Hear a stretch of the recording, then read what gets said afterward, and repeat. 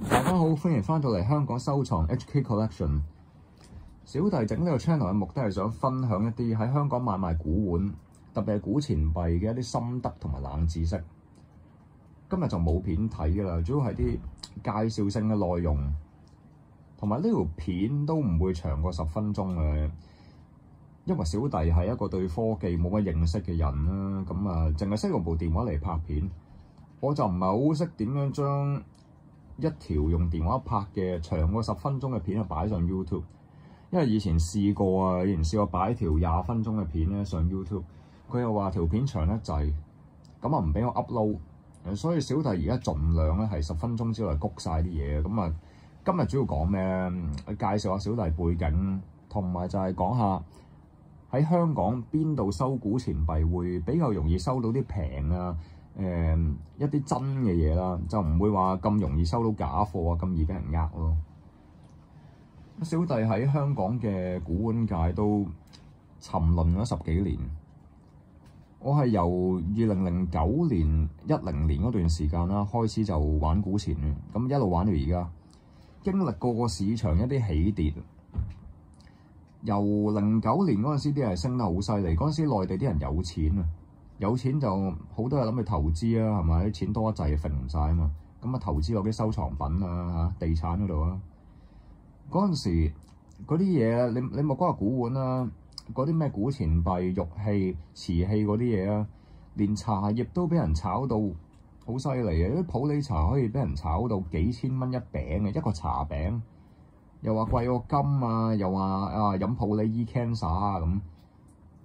所以我哋成日講就係，你點知你嗰件貨值唔值錢？你放出去賣唔賣到錢啊？套唔套到現呢？就係睇下大陸有冇人炒嗰樣嘢。例如話你手上有件瓷器嘅，咁啱大陸有人炒瓷器喎，咁你放翻出去嗰陣時咪有錢咯，係嘛？放翻出去嗰陣時就可以賣到個好價錢。就算你唔賣啊，擺喺屋企度佢都會升值。但係如果有一日大陸啲人唔再炒瓷器啊，佢轉咗炒第二樣嘢，可能炒玉器嘅。咁你嗰件嘢咧，個升值就會慢咗好多，甚至可能會跌價啦，跌少少啦，但係都唔會跌得好犀利啊。咁所以古玩咧，你作為投資嚟講，其實係有着落嘅，特別係作為一個長遠投資。起碼你要錢嘅時候，如果你手上嗰件係真嘢啊，你賣出去，你都可以套到啲現嘅，有翻幾個臭錢喺度。之後到1920年嗰段咁嘅時間啦，2019、2020啦，咁經歷咗啲 Covid 嗰啲咁嘅事件之後咧，就好多人可能生活過得唔係咁好啊，係嘛？經濟唔好，又或者係啲嘢通脹貴咗啊，咁冇咁多錢揈啦，多錢要用喺個日常生活開支啦。嗰陣時就好多人將啲古玩係放翻出嚟，即係套現啊，係抌翻出去個市場嗰度。好多人將屋企啲舊嘅嘢咧就賣咗出嚟啊，咁樣。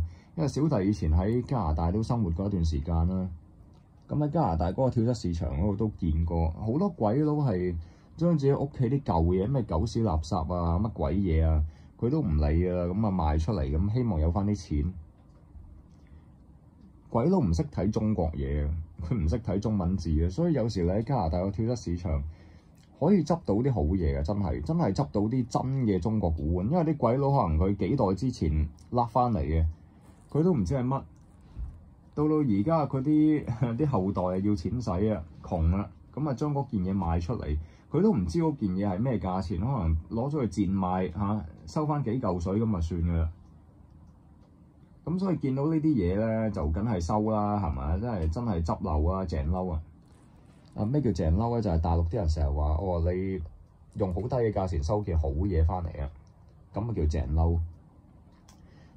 咁繼續講翻頭先啲嘢啦，就係啦，咁一路到1920年嗰陣時咧，因為個市場供應大咗啊，好多人放嘢出嚟，嗰陣時就個價格開始跌，一路每年跌少少咁樣咧，就跌到24啊、25年啦。又開始升翻少少，咁而家好多人就抱住趁低吸納嘅心態，見啲嘢都仲未係咁貴嗰陣時，咁收翻啲嘢啦，收翻啲有潛力嘅嘢傍下身。就算貪佢唔升值，係嘛都保到值。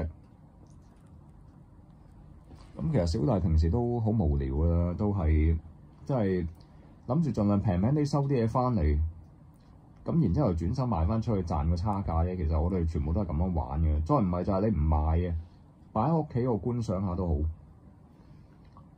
咁而家仲有幾多？仲有差唔多5分鐘啊，講下喺邊度收嘢啦。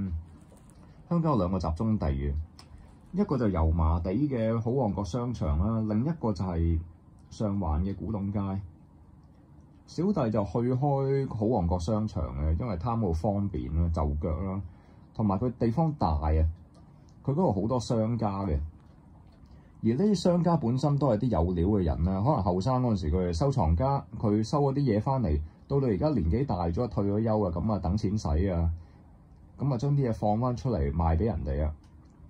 咁所以佢可能啲嘢咧係佢以前收翻嚟嘅時候已經鑑定過係真嘅。咁然之後佢而家賣翻出嚟啦，咁你收嘅時候咧都收得放心啲。好旺角十居其九嗰啲商家咧，佢本身都係收藏家嚟嘅，嗰啲人係有料嘅。同埋好旺角係做本地生意啊，主要都係本地生意，又唔似上環摩羅街啊、古董街嗰啲咧做遊客生意。咁佢賣嘢嘅時候，對嗰件貨咧嗰個真實性啊係比較着重啲嘅，即係唔想做衰自己個名啊嘛，係咪？你做本地生意喎。你做衰自己個名，咁本地啲人都唔會同你買啦，係咪先？你做遊客生意就唔同嘅，你做衰嗰個名，你一批遊客嚟買到假貨啦，咁第二批遊客又嚟嘅，唔知頭唔知路又嚟買嘅咁啊唔使驚話冇客嘅。所以其實好旺角嗰度咧，佢因為多商家啊嘛，咁我哋香港人啊中意貨比300家，睇下邊度最平㗎啦。古錢幣呢啲嘢咧，其實十居其九都唔係啲好罕有嘅嘢嚟嘅。因為錢幣嘅發行量係好大嘅，可能喺一個賣家手上你見到有一種錢幣啊，你喺另一個賣家手上你又揾翻同一樣嘢，咁你就可以有個比較。例如話賣家 A 賣龍銀啦，即係一啲中國嘅古銀幣啊，佢賣龍銀可能賣得貴嘅，咁你咪同賣家 B 去買，你發現賣家 B 手上有同一樣嘢，而佢又可能賣平3成嘅咁你咪同佢買咯。就係因為嗰度多商家。每個人個定價唔同，咁你就可以咧揾到邊一間係平啲嘅，邊間貴嘅咁邊一間咧有啲賣得平少少，你覺得係抵收嘅品種咧，咁你就可以去嗰度收。咁講埋上環嗰個古董街先啦，上環嗰度就主要做遊客生意，其實好多都係龍蛇混雜，有啲鋪頭賣嘢咧就全部都假貨啦，有啲就可能一半真一半假㗎。但係要講咧，有一間咧佢賣嘢就90%都係堅嘅，嗰間我話推薦，係個阿伯嚟嘅。佢就其實都冇鋪頭嘅，佢平時都係做街邊檔啦。天氣好嗰陣時，佢就擺張台出嚟，擺晒啲錢幣，你中意嘅就即係坐喺度揀，咁樣去消磨時間嘅啫。天氣唔好嗰陣時，佢就揾塊帆布啊，咁啊冚住張台。你想要嘢嗰陣時，你同個老細講，佢係掀開俾你睇嘅。至於你話個老細姓乜名乜啊，或者係嗰檔嘢個位置喺邊咧，咁就唔講啦，因為小弟都唔想話即係幫人做 promotion 啦，或者係得罪某啲商家啦，咁所以好多名就唔開㗎啦。係啊，咁小弟都去過一檔睇過，都收到啲真嘢嘅，係當然係用低於市價一啲好特惠價錢啦，咁啊收到啲好嘢啊咁。以後啲影片咧都係會不定期更新嘅，咁係咯。咁今日講住咁多先啦，都就嚟要埋尾嘅，咁係啦。以後啲嘢就不定期咁 upload 上嚟嘅，諗到乜就講乜㗎啦。咁好多謝大家，係咁先，拜拜。